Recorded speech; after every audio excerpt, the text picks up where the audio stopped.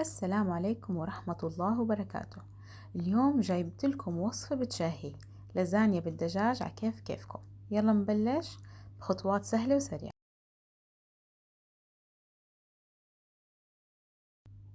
أول شي بنبلش بشوية زبدة بالطنجرة تقريبا 50 جرام، بنستناها تدوب على مهلة وبنضيف عليها 2.5 معلقة طحين. بنحمص الطحين شوي،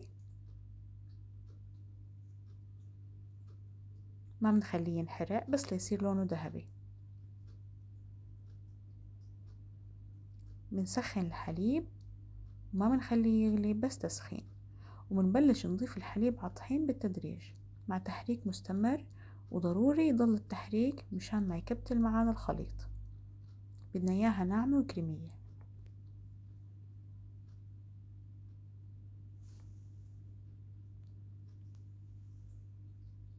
نحط عليها ملح وجوزة الطيب، مكون أساسي بالبشاميل تعطيه طعمة خرافية.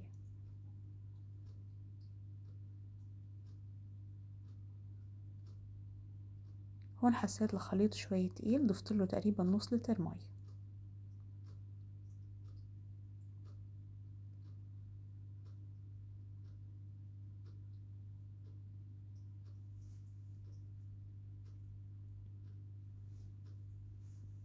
نيجي للدجاج، بنقطعه شرايح رفيعة لأنه رح نحطها بين طبقات اللازانيا. نحط عليه زيت ومنتبله بملح وبابريكا وكاري وبصل بودرة وثوم بودرة. المقادير طبعا موجودة بصندوق الوصف. بعد ما نقليه بالزيت بنحط عليه شوية مي عم تغلي لحتى نضمن الاستواء التام. وعلى البشاميل ذرة وفطر حسب الرغبة، أنا بحب الفطر كتير فبحب إني أكتر.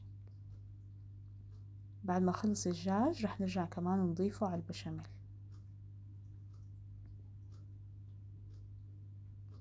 وهلأ صار عنا خلطة بشاميل بالدجاج جاهزة وبتجنن. وهون الجزء الممتع، ترتيب. بنجيب صينية فرن ونبلش نرتب طبقة بشاميل ودجاج وفوقها شرائح لازانيا، وبعدين كمان طبقة من الخليط، وبعدين لازانيا، وهيك حتى نخلص. لما نخلص ترتيب الصينية بنرش عليها طبقة كريمة من جبنة الموزاريلا تعطيها قرمشة ولون بجنن، وبنحطها بالفرن على أعلى درجة حرارة على الرف الوسطاني من فوق ومن تحت.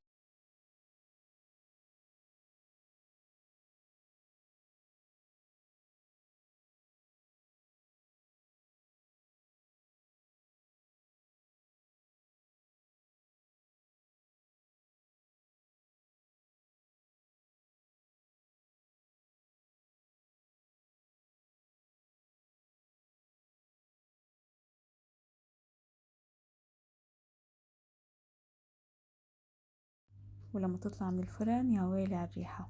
قدموها سخنة مع شوية سلطة خضراء أو لحالها وبتدعيلي عليها. جربوها واكتبولي بالتعليقات شو رأيكم، وإذا عندكم أفكار لتعديل الوصفة شاركوني فيها. لا تنسوا اللايك والاشتراك، وبشوفكم بفيديو جديد. سلام.